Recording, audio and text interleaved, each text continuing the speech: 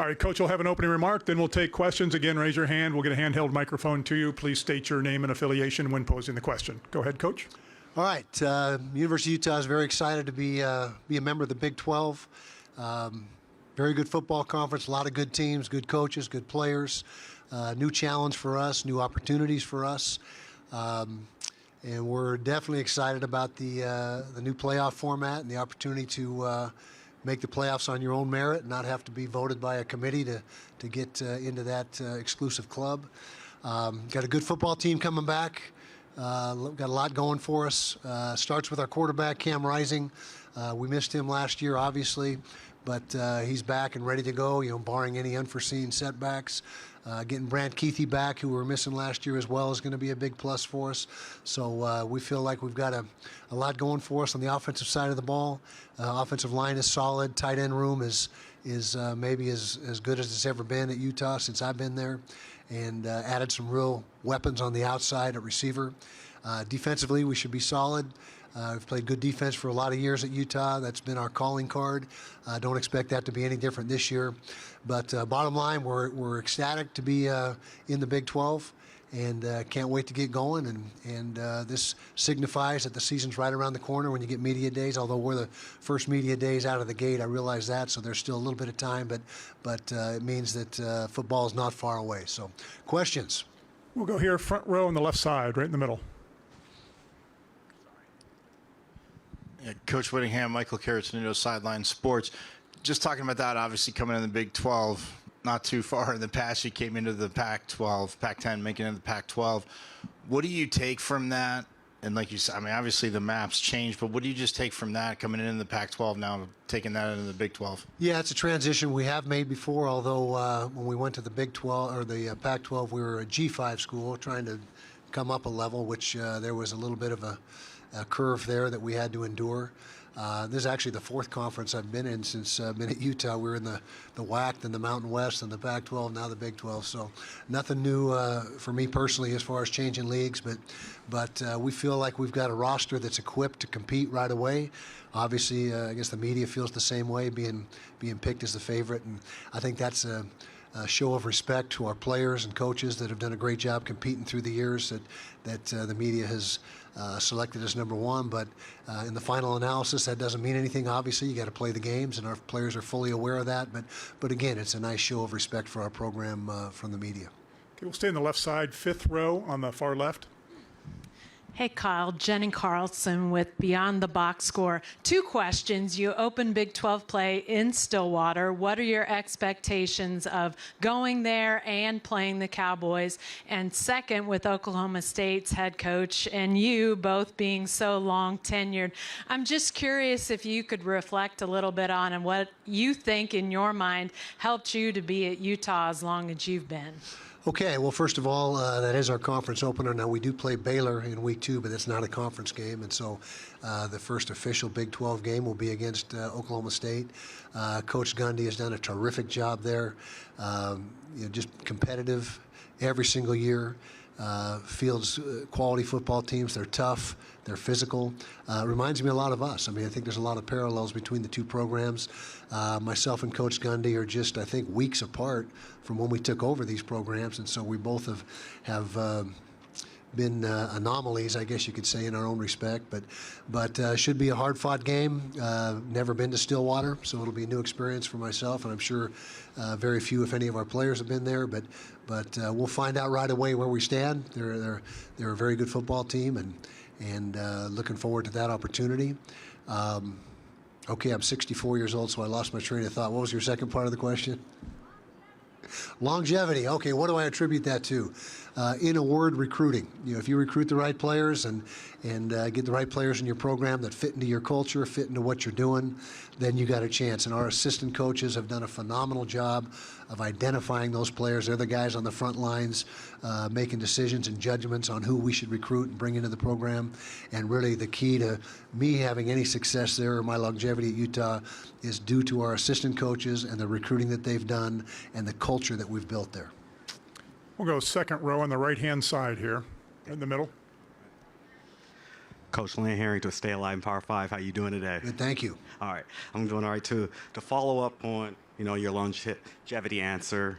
I mean, being one of the longest tenured coaches in the entire country, and now with the game changing, evolving with the NIL, transfer portal, and recruiting becoming even more challenging, and kind of trending towards paying the players, what can you say are some of your strengths and how you plan on making an impact in this new conference and as the game evolves?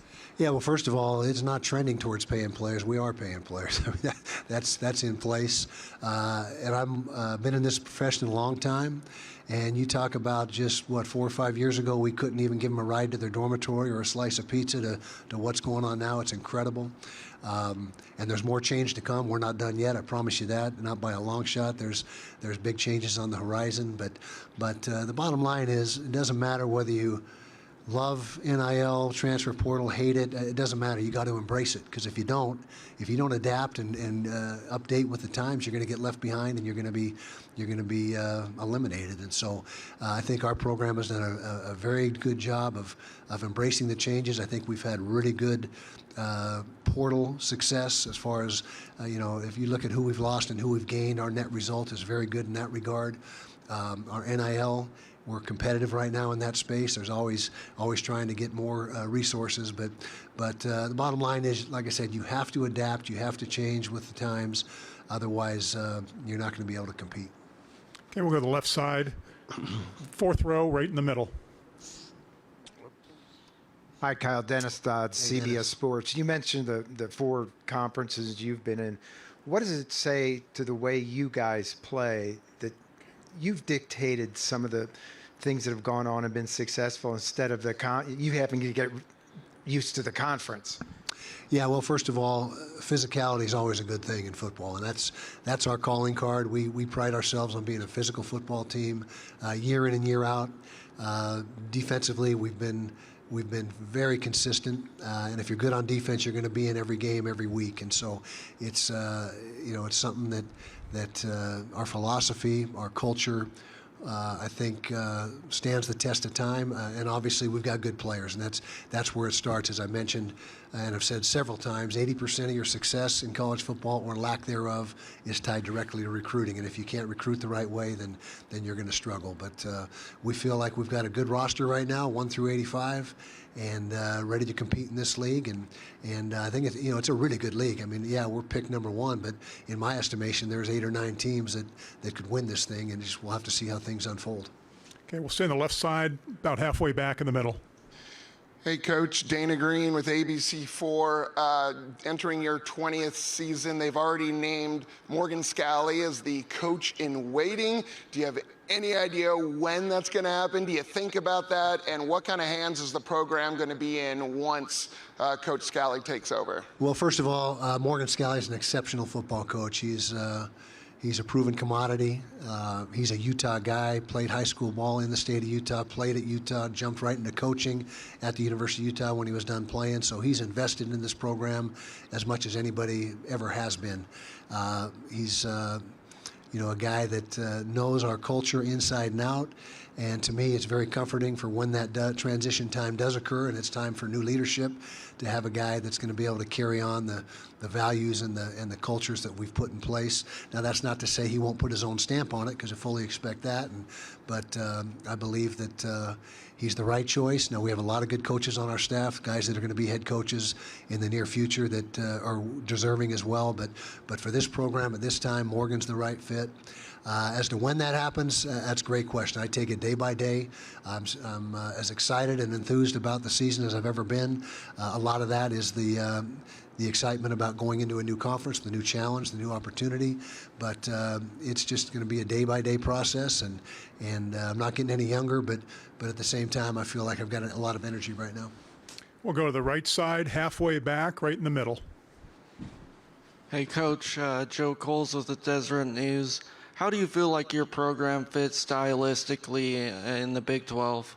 I think we're a good fit. There's not a ton of difference between the Big 12 and the Pac-12. In fact, there's not a ton of difference among all the Power 5 conferences. I mean, there is subtle differences. Some teams are more committed to running the football, but overall, you got to block, you got to tackle, you got to shed blocks. I mean, there's so much to football that that is not scheme-oriented, that are really the keys to success or the lack of success. And so I think that we're going to be able to make that transition. I don't think there's going to be any, there's nobody running the wishbone or anything like that in the conference. So it's predominantly a spread league, which, like I said, every conference is the same in that regard. And so do have some new venues that we're going to play in, new teams, places we've never been, but that cuts both ways. There's a lot of teams that are coming into Rice-Eccles that have never been there. So don't foresee that as an advantage or disadvantage, just different circumstances. We know we're going to travel about 40% more in this league than we did in the PAC, but that's just part of the deal, and again, should be a non-factor. Okay, we'll stay on the right side, that same aisle, all the way to the right on the aisle on the end. Coach Paul Ratliff, the Fan Sports Network, St. George's, Utah. And I just wanted to ask you, with the lack of a downfield passing game last year, one of your biggest portal additions was Dorian Singer. How is he fitting in with the offense, and how is his chemistry with Cam? Dorian's been a great fit. He had a terrific spring. Very easy to understand how he was able to have over 1,000 receiving yards at Arizona a couple of years ago. But what he did in spring was impressive. We also added Damian Alford, who's from Syracuse, who's going to be a good addition for us on the outside, although he was not available for us in spring. But we feel we've really helped ourselves on the outside, and having Cam Rising back, that's the biggest factor for us this season, is to have Cam back at quarterback. He's the alpha dog of the football team, the unquestioned leader, and we got to keep him upright this year. We keep him upright, we got a really good chance. Okay, we'll go left side, fourth row, right in the middle. Rich Obey, Playmakers KU. Kind of just answered what I was going to ask, but Cam Rising, when you think of Utah football in the past few years, it's hard not to think about him. So what can we expect to see from him this year, and how is his overall health? His overall health is as good as it could be right now. Now that, barring unforeseen setbacks or something that, just pops up, we feel like he's going to be absolutely ready to roll. He took every rep in spring, although he didn't get hit, which, obviously they're not going to hit him in spring ball, but he's ready to rock. He's, the last 2 years that he's been on the field, he's thrown for 6,000 yards or close to that. He immediately makes us better, and Cam has that it factor. As much as he does for us in his play, it's his leadership that really is probably the most valuable asset that he brings to the football team. He's one of those guys that is able to make everybody around him better, and that's really what a great player does, is he makes his supporting cast play better. Okay, we'll go the right side, fourth row. Hi, Coach. Taylor Sadusky with Buffs Beat, Sports Illustrated. Following up on the Cam question, what does this mean for his team around him just to have him back on the field? It's a whole different feel when he's in the huddle and at the quarterback position. There is no doubt of who's in charge. He's got the respect of every single one of his teammates. They believe in him. They're confident in Cam, and it's just the moxie and the field general mentality that exudes from him is contagious, and it's like I said, the it factor that you can't coach, you can't teach, you either have it or you don't, and Cam has it in spades.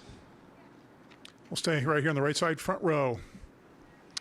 Hey, Coach. Wanted to ask you just about Brandon Rose and Isaac Wilson. What have you seen out of those two, and the confidence that you have in those two as being part of this team?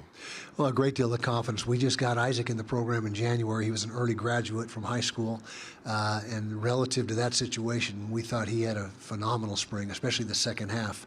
It was a little bit just lacking a little bit of timing and a little bit of rhythm early in spring ball, but as he settled in and got more comfortable in the offense, by about midpoint in spring, he was really playing good football, had an outstanding spring game, the culmination of spring ball, so we think he's got a great future. Brandon Rose, third year in the program, big arm, good mobility.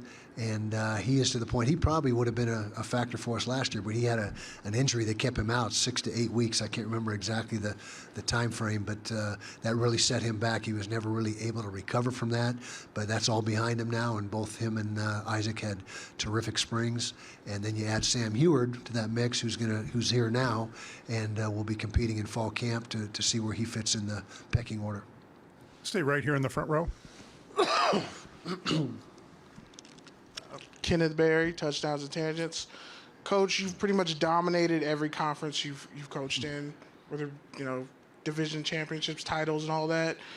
But especially for this senior class, how much does it kind of weigh on them knowing they haven't managed to put it all together to get the bowl win that they're looking for, and how much does it kind of fire up your team, and especially Cam and the senior class, to go out not only with the division championship but actually conference title, but actually, win your bowl game?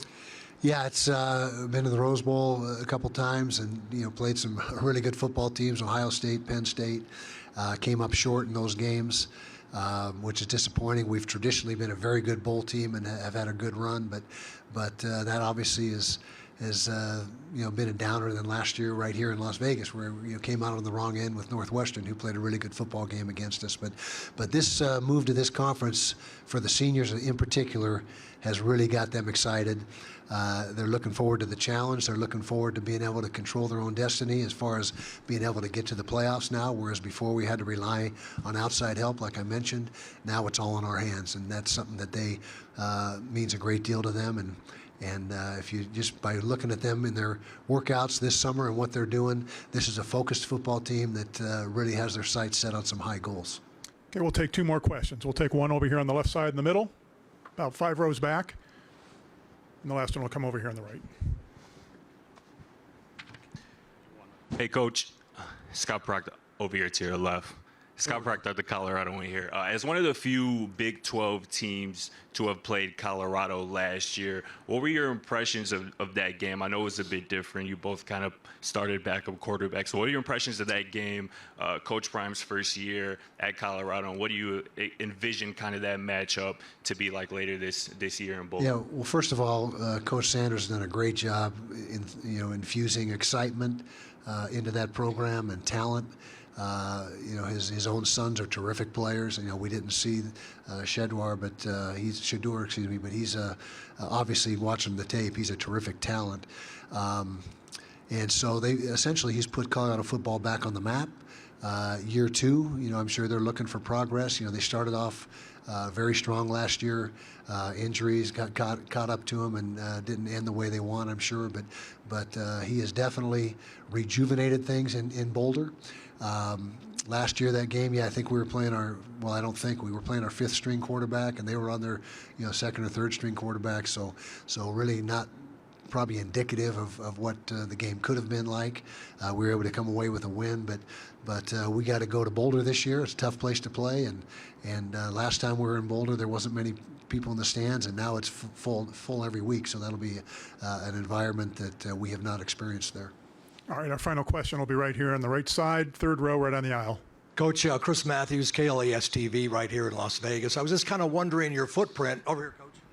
There you you're okay. Yeah. I was just kind of wondering your footprint. You mentioned the WAC, the Mountain West, and the Pac-12, and playing your games here in Vegas, and bowl games in Vegas, yearly games back in the WAC and the Mountain West. Footprint.